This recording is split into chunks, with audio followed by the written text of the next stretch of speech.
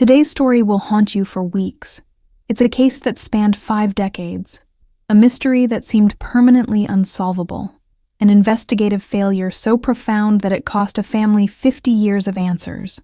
And then, in 2024, technology made the impossible possible. On August 14, 1972, a woman named Rachel Morrison left her home in Cypress Bay, Florida, to go for an evening walk by the lake. She was 29 years old, a school teacher, a devoted wife and mother. She never came home. For over a year, police searched. They questioned suspects.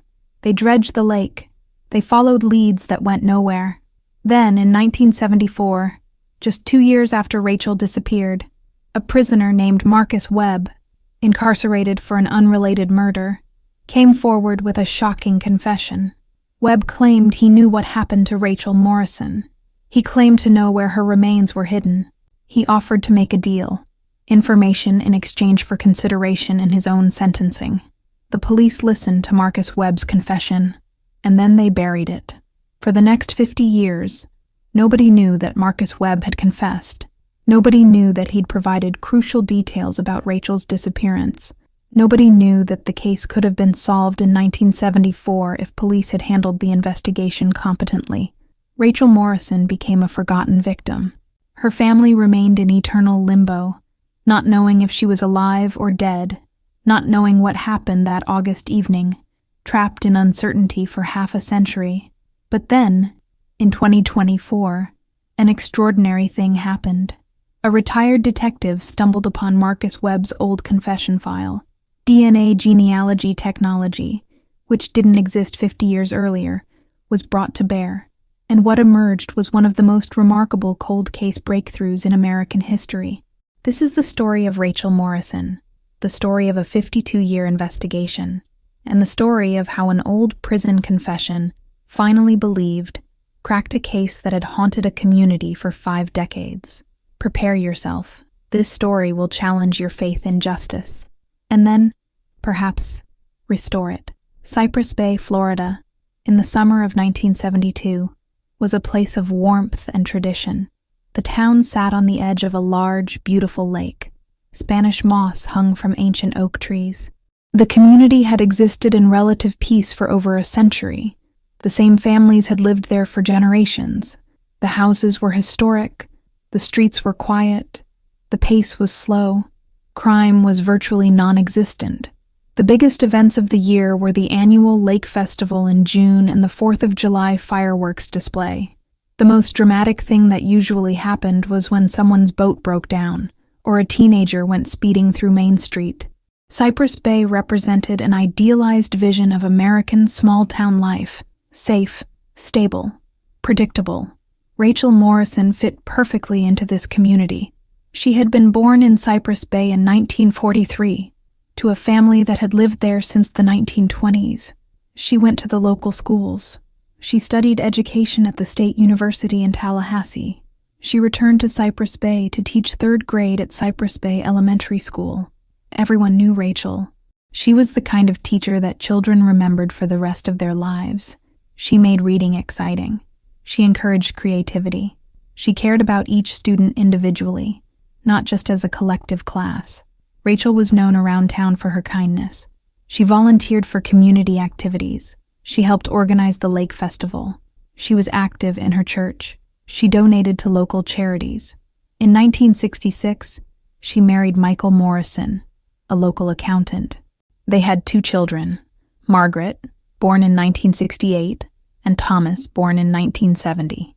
By 1972, the Morrison family represented the idealized American suburban life: a caring husband, a devoted mother, 2 young children, a stable home. Their house was a beautiful 1950s ranch home on Maple Street, 3 blocks from the lake. The neighborhood was tree-lined and quiet. Children played freely in yards and streets. Parents knew their neighbors intimately. Michael worked at a local accounting firm. Rachel worked as a 3rd grade teacher. They were not wealthy, but they were comfortable. They had built a life that many people envied. On August 14, 1972, a humid Monday evening, Rachel told Michael she was going for a walk. She wanted to get some air before putting the children to bed. She'd be back in an hour. This was not unusual. Rachel took walks regularly. She loved the lake. She loved the evening air. She loved the peace of the outdoors. Michael didn't think twice. He said, "Okay, honey. See you soon." Rachel walked out of her house at approximately 6:45 p.m. She was wearing a light blue sundress, white sandals, and a small purse containing her driver's license and a few dollars. The evening was warm and humid. The sun hadn't quite set yet. The sky was turning orange and purple. A few people were out walking or sitting on their porches. Rachel walked toward the lake, taking the route she always took, down Maple Street, left on Park Avenue, down toward the lakefront park where locals often walked in the evening. Nobody would see her alive again. By 8 p.m., Rachel had not returned home. Michael called her parents, thinking perhaps she'd stopped by their house. She hadn't. By 9 p.m., Michael called the police to report his wife missing. Detective Raymond Walsh arrived at the Morrison house at 9:30 p.m. He was experienced, methodical, and thorough. He interviewed Michael extensively. He asked about Rachel's mental state, her health, whether she'd mentioned going anywhere special. Michael said she'd simply gone for her regular evening walk. Detective Walsh activated a search. By midnight, police officers were combing the lakefront park and surrounding areas. They found nothing. The next morning, a broader search was initiated. The police department called in volunteers. Search dogs were brought in. The lakefront was dredged. Nearby forests were searched. By August 16th, 2 days after Rachel's disappearance, the search effort had grown to involve over 100 volunteers and police officers from multiple agencies. Still nothing. The case that seemed simple on August 14th had become, by August 16th, the most significant mystery in Cypress Bay's history. Detective Walsh's investigation followed conventional wisdom for missing person cases in 1972. Without modern technology, without DNA databases, without the internet, investigators relied on interview and interrogation, physical evidence at crime scenes, witness testimony, psychological profiling, nascent in 1972, shoe leather detective work. Walsh's first theory: Rachel had been abducted, possibly murdered. Evidence supporting this: she was a cautious, careful person, unlikely to run away. She had no reason to leave her family. She had no psychiatric history. She had no debts or affairs or problems that investigators could identify. Walsh's second theory: Rachel had met with a fatal accident. Evidence supporting this: she might have slipped and fallen into the lake. She might have been hit by a car. She might have encountered a wild animal. But neither theory explained why her body had never been found, despite the lake being thoroughly dredged and the surrounding areas being intensively searched. By September 1972, the investigation had generated over 200 interview transcripts. Police had questioned family members, colleagues at the school, friends and neighbors, shopkeepers in downtown Cypress Bay, known criminals and sex offenders in the region. None of the interviews produced a credible suspect. Meanwhile, Rachel's disappearance had generated significant media attention. Newspapers throughout Florida carried the story. The headline read, "Teacher vanishes near lake, mystery deepens." Police received hundreds of tips from the public. Most were worthless. Some required investigation. None produced results. By October 1972, the initial intensive investigation phase had ended. Police had exhausted obvious leads. Unless new evidence emerged, the case would go cold. Michael Morrison gave interviews to newspapers, pleading for information about his wife. His face looked haunted. His children, Margaret, age 4, and Thomas, age 2, had no idea what had happened to their mother. Margaret had begun asking her father when Mommy was coming home. Michael had no answer. As fall progressed, the investigation continued, but with significantly less intensity. Detective Walsh continued to follow leads, but each week, new cases demanded the police department's attention. By December 1972, Rachel Morrison's case had been partially deprioritized. It remained open, but it was no longer the focus of intensive investigation. The case that had seemed so promising in August had faded by December. Nobody could know that, just 60 miles away, a young man named Marcus Webb was plotting a crime that would eventually connect to Rachel Morrison's case, a connection that would be made in the future, but only after decades of mishandling. On March 15, 1974, exactly 19 months after Rachel Morrison disappeared, a 24-year-old man named Marcus Webb was arrested for the murder of a convenience store clerk in Orlando, Florida. Webb had been on a crime spree: armed robbery, assault, car theft, multiple crimes across Central Florida. He was arrested at an apartment in Orlando, where police found evidence connecting him to the convenience store murder and several other crimes. Marcus Webb was brought to the state penitentiary in Rayford, Florida, to await trial. As part of standard prison processing, Webb was interviewed by correctional officers and psychiatric evaluators. During one of these interviews, Webb made an offhand comment: "I know about that missing teacher from Cypress Bay, from back in 1972, Rachel Morrison." The officer conducting the interview wasn't particularly interested. Thousands of criminals knew about famous cases. It didn't mean anything, but Webb continued talking. He provided specific details. She went for a walk by the lake. Someone grabbed her. She was taken to the quarry outside of town. She was killed there. Her body was dumped. This caught the officer's attention. How did Webb know these details? Were they publicly known information that he'd read in newspaper accounts? Or did he have genuine knowledge? The officer reported Webb's statement to the prison's investigation unit. A decision was made to contact the Cypress Bay Police Department and arrange for Detective Walsh to interview Marcus Webb about Rachel Morrison's case. On April 10, 1974, Detective Walsh traveled to the state penitentiary at Rayford to interview Webb. The interview lasted 3 hours. Webb made detailed statements about Rachel Morrison's disappearance. He claimed that he and 2 other men had been responsible for the crime. He provided information about what had happened to Rachel's body. He provided locations and specific details that seemed to confirm his involvement. However, there were inconsistencies in Webb's story. Some details seemed questionable. Some parts of his account didn't quite align with physical evidence. Detective Walsh left the interview uncertain about Webb's credibility. Was Webb confessing to the actual crime? Or was he fabricating details, either to gain attention or to make a deal for consideration in his own criminal case? This was, and remains, the central question. What should have happened? Detective Walsh should have meticulously documented Webb's confession. He should have cross-referenced every detail with known facts about the case. He should have pursued leads that Webb provided. He should have treated the confession as potentially the breakthrough the case needed. What actually happened? Walsh wrote a brief report documenting Webb's confession. The report was filed in the case folder. No serious follow-up investigation was conducted. Critically, the report was apparently filed in a way that made it difficult to locate years later. When new detectives took over the case, they apparently didn't know that Webb's confession existed. Over the following years, Marcus Webb was convicted of the convenience store murder. He received a 25-year sentence. He eventually died in prison in 1987, without ever having the opportunity to clarify or expand upon his confession regarding Rachel Morrison. For the next 50 years, Webb's confession lay forgotten in a dusty file box, and Rachel Morrison's case remained unsolved.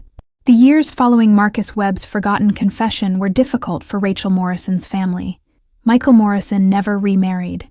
He raised Margaret and Thomas as a single parent, working full-time and managing household responsibilities. The children grew up without a mother, always wondering what had happened to her. Margaret, who was only 4 years old when her mother disappeared, had fragmented memories of Rachel. She remembered her mother's voice. She remembered being read stories. She remembered the feeling of being loved, but much of it faded into the blur of childhood memory. Thomas was only 2 years old when Rachel disappeared. He had no direct memories of his mother. She existed for him as a photograph, a story, an absence. Anniversaries were always difficult. August 14th, the day Rachel disappeared, came every year, bringing grief and frustration. Christmas was particularly hard. The empty chair at the table, the missing mother who should have been there, Michael's parents, Rachel's parents, they all aged without answers. They died without knowing what had happened to Rachel. By 2000, more than 2 decades after Rachel's disappearance, her case had been effectively forgotten by the police department. New detectives had joined. Old files had been archived. The technology of investigation had advanced dramatically. Computers, internet, DNA analysis. But the Morrison case remained stuck in 1972. Margaret Morrison grew up and became a social worker. Thomas Morrison became an engineer.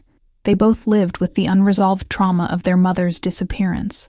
In 2010, Margaret Morrison decided to search for information about her mother's case. She contacted the Cypress Bay Police Department.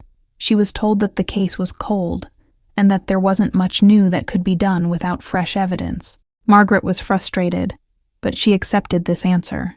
She didn't know that Marcus Webb's confession was buried in the archives. She didn't know that a crucial witness had come forward 50 years earlier and been essentially ignored. She didn't know that if investigators had taken Webb's confession seriously in 1974, her mother's case might have been solved. For Margaret and Thomas, the not knowing was almost worse than definitive answers would have been.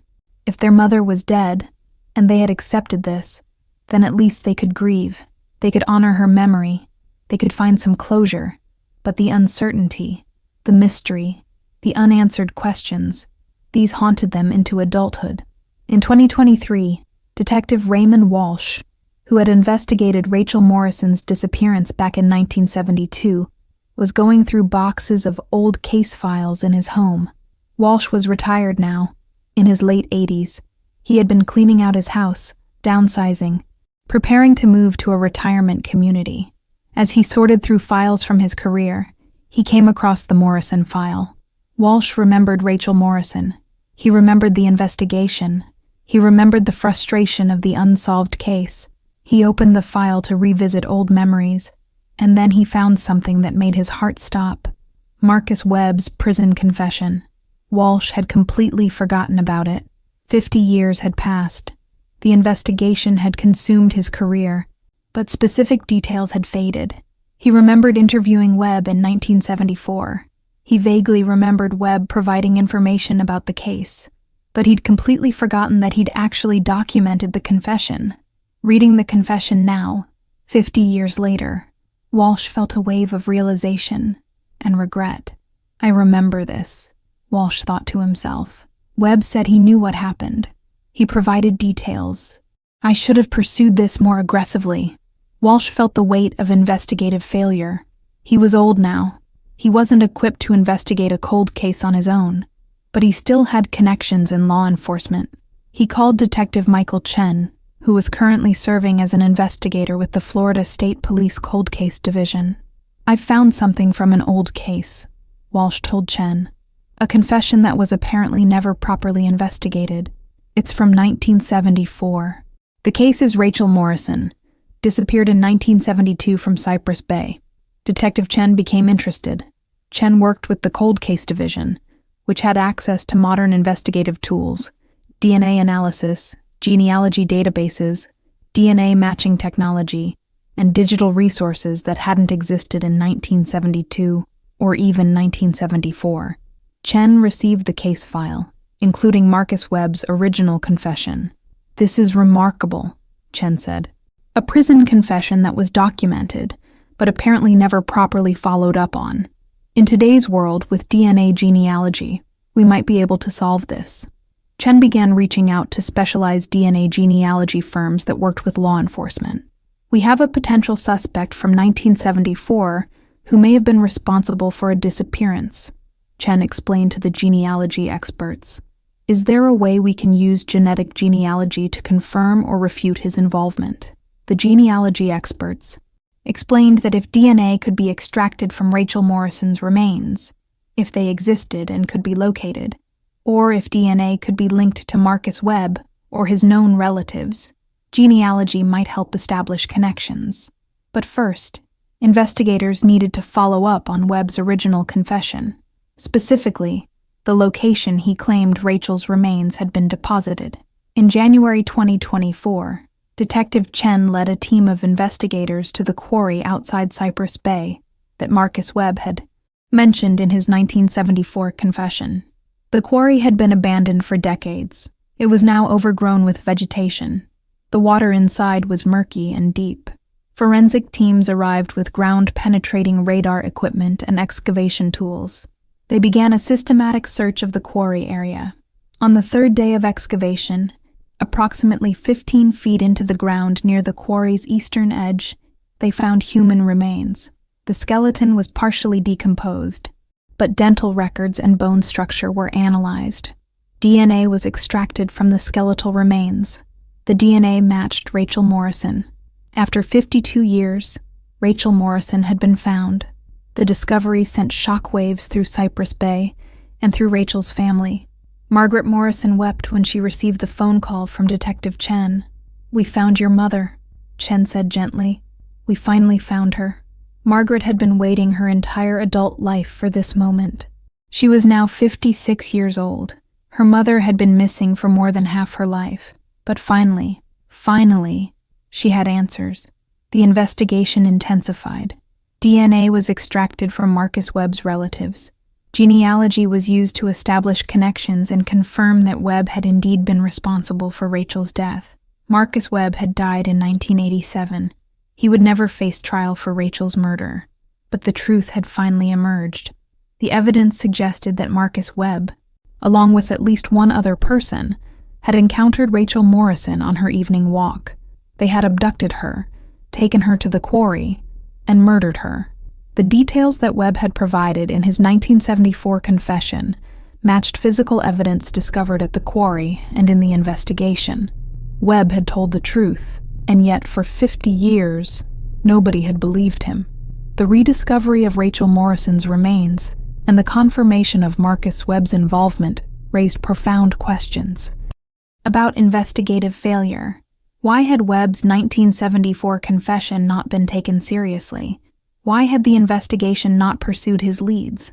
Why had Rachel Morrison's case gone unsolved for 52 years, when a credible suspect had confessed after just 2 years? An internal investigation was launched into the 1974 handling of Webb's confession by Detective Walsh and the Cypress Bay Police Department. The conclusions were damning. First, the confession was adequately documented. Walsh had written a clear, detailed report of his interview with Webb. But second, the report was apparently filed in a way that made it difficult to locate when new detectives took over the case. The file was archived poorly. Documentation was incomplete. Third, Detective Walsh apparently didn't pursue follow-up investigation with sufficient intensity.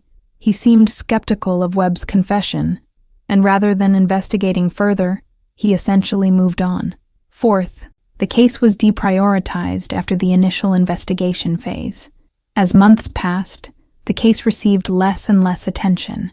When new leads didn't emerge, the case was essentially abandoned.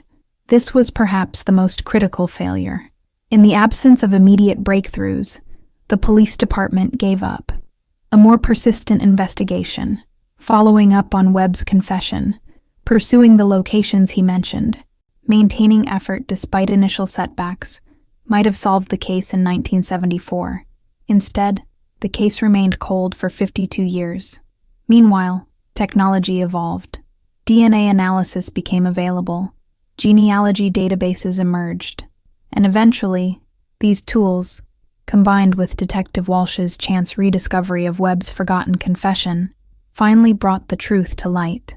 But at a cost. 52 years of suffering for Rachel's family. 52 years of uncertainty.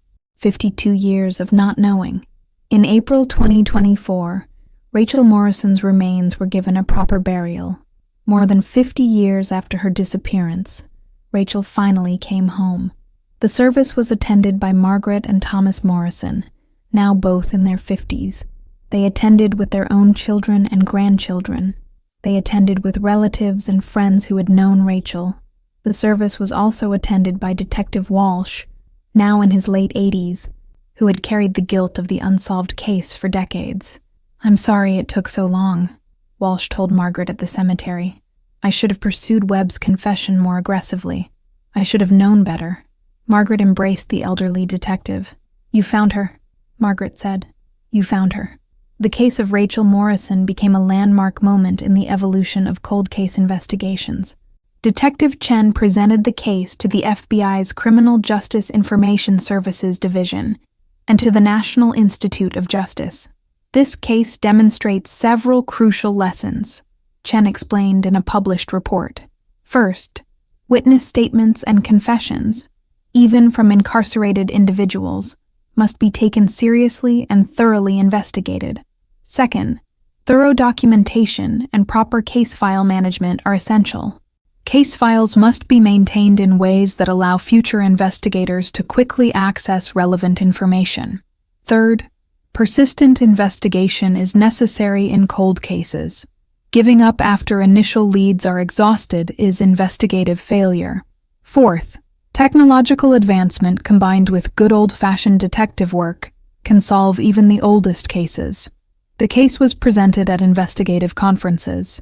It became a case study in police academies. It demonstrated both the failures of 1970s investigative practices and the promise of modern technology. For Rachel Morrison's family, closure finally arrived. Margaret could finally lay her mother to rest with certainty about what had happened. Thomas, who never knew his mother, could finally honor her memory with understanding. Michael Morrison, Rachel's husband, had died in 1995, never knowing what happened to his wife. But in 2024, finally, the mystery that had defined their family's history was solved. The Rachel Morrison case, solved after 52 years, had profound implications for law enforcement. Several reforms were implemented based on lessons from the case. First, Florida law enforcement agencies implemented new protocols for handling witness statements and confessions, particularly from incarcerated individuals. These statements must now be thoroughly investigated and documented in ways that make them easily accessible to future investigators. Second, cold case divisions were expanded and better funded. Police departments recognized that persistent investigation could solve even the oldest cases, particularly with new technology. Third, DNA genealogy programs were expanded and professionalized.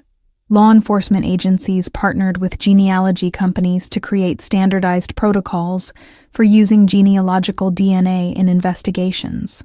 Fourth, case file management was improved. Modern case management systems were implemented to ensure that important evidence and information couldn't be lost for decades. The Rachel Morrison case became one of the most cited examples in arguments for continued investment in cold case investigations and modern forensic technology. We had the answer in 1974, Detective Chen said in a documentary about the case. Marcus Webb confessed. He provided details. If we had pursued it aggressively, we could have solved this case 50 years ago, but we didn't.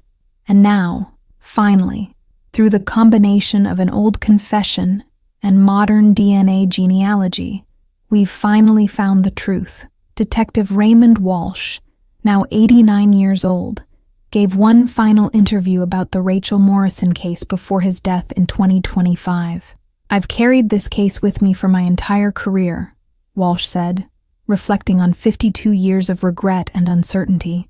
I investigated it when it was fresh. I believed something could be solved. I followed leads. I interviewed suspects. I did my best with the tools and knowledge I had in 1972. But when Marcus Webb confessed, I should have done more. I should have pursued his leads more aggressively. I should have believed him. I should have solved the case. Instead, I let it go cold. I moved on to other cases, and for 50 years, a family suffered in uncertainty. My only hope is that this case helps future detectives understand the importance of persistence, of taking confessions seriously, and of never giving up on a case, no matter how difficult it seems. Rachel Morrison deserved better. Her family deserved better, and I should have done better. But I'm grateful that before the end of my life, this case was finally solved. I'm grateful that Rachel finally came home. Detective Walsh died peacefully in his sleep in January 2025, having found some measure of peace in the final solved case of his career, the case of Rachel Morrison, unsolved for 52 years, then solved through the rediscovery of an old confession combined with modern DNA genealogy, teaches us several crucial lessons. First, persistence saves lives. Not Rachel's life. It was too late for that. But persistence brought her remains home. It brought closure to her family. Second, technology amplifies diligent investigation. DNA genealogy alone couldn't have solved this case, but combined with Detective Walsh's rediscovery of an old confession, it created the path to truth. Third, investigative failure can be catastrophic. The failure to properly investigate Marcus Webb's confession in 1974 cost Rachel's family 50 years of suffering. Fourth, institutional reform is possible. The Rachel Morrison case led to reforms in how law enforcement handles confessions, manages files, and pursues cold cases. Finally, it's never too late for justice. Even 52 years later, answers were found. Even 52 years later, closure was possible. Rachel Morrison was a teacher, a mother, a devoted community member. She was taken from her family in 1972. Her case went unsolved for 52 years due to investigative failure and institutional dysfunction.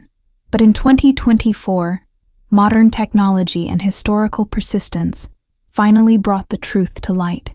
Rachel Morrison's case is a story about the fragility of justice, but it's also a story about the resilience of truth. No matter how long truth is buried, it can eventually be found.